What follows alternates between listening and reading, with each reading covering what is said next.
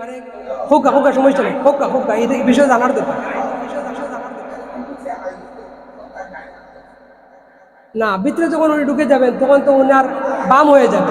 আপনারা যখন মৃত ব্যক্তির খাটিয়া অর্থাৎ যাকে করার বলেন, এই করার যখন বহন করেন, এই করার বহন করার সময় যারা বহন করে তারা করারের ভিতরে থাকে না বাহিরে থাকে?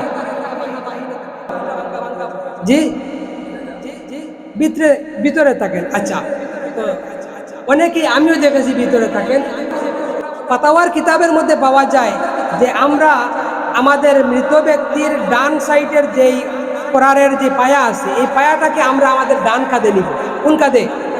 ভালো করে বুঝবেন, কোন কাঁধে? ডান কাঁধে।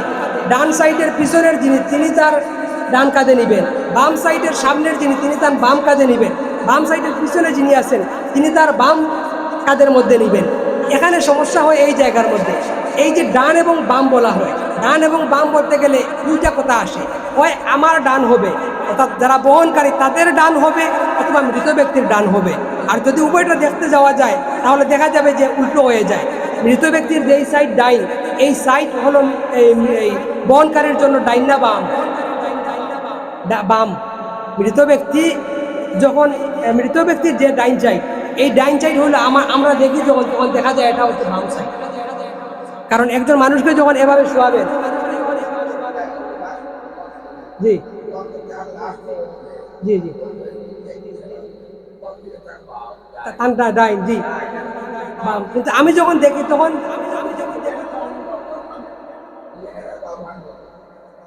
আচ্ছা, মানে হোক সমস্যা নেই, হোক এই বিষয়ে জানার দরকার।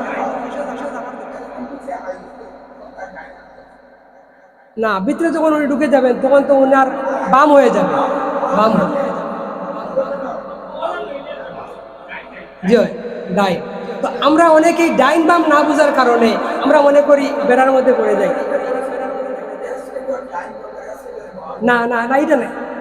মৃত ব্যক্তির ডান যে সাইড, এ সাইড আমরা যখন দেখব তখন সেটা হবে আমাদের জন্য বাম। যখন মৃত ব্যক্তির ডাইন সাইড হচ্ছে এ সাইড, ওদিকের সাইড, আমি যখন দেখব তখন এটা হচ্ছে আমার জন্য বাম সাইড, কিন্তু এই সাইড হচ্ছে আমার জন্য ডাইন সাইড। ফাতাওয়ার কিতাব যতটা কিতাব, 10-15টা কিতাব আমি দেখেছি, বা সামেলার যত কিতাব আছে সব কিতাব আমার দেখা হয়ে গেছে। সব কিতাবের মধ্যে বলা হয়েছে যে এই আমরা আমাদের ডাইন সাইডের যে করার আছে, এই করারকে আমরা ডাইন কাঁধে নিব। কারণ ডাইন বলতে কোন ডাইন সেটা আশিয়াদুত তাহতাবী নামক কিতাব আছে, এই কিতাবের মধ্যে উল্লেখ করা হয়েছে। ডাইন বলতে সেটা বোঝানো হয়েছে মৃত ব্যক্তির ডাইন, যেটা আমরা যখন দেখবো তখন আমাদের জন্য বাম হয়ে যাবে। আর মৃত ব্যক্তির ডাইন হিসাব করে যখন আপনি করার কাঁধের মধ্যে রাখবেন তখন এমনিতেই সবাই হয়ে যান বাহির সাইডে, সবাই বাহির সাইডে হয়ে যান। এটাই হলো মূল।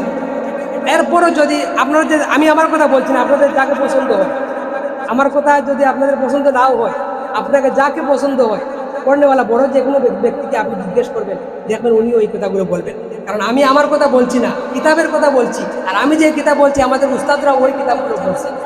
তো এজন্য আমরা ভিতর থেকে নয়, আমরা কোন সাইড থেকে নিব? বাহির সাইড থেকে। এটা হলো সঠিক নিয়ম। যদি ভিতর থেকে নেন কোনো হারাম কিছু হবে না। তবে এই যে একটু আগে বললাম, খেলার জিনিস আমরা ভালো করে বুঝি, রাজনীতির জিনিস আমরা ভালো করে বুঝি, তাহলে ইসলামের বিষয়টা আমরা কেন ভালো করে বুঝবো না? আমরা মুসলমান, আমাদেরকে এগুলো জানতে হবে। যাই হোক, প্রথম যেটা বলবো যে আমরা কোরআনকে বাহির সাইড থেকে নিব।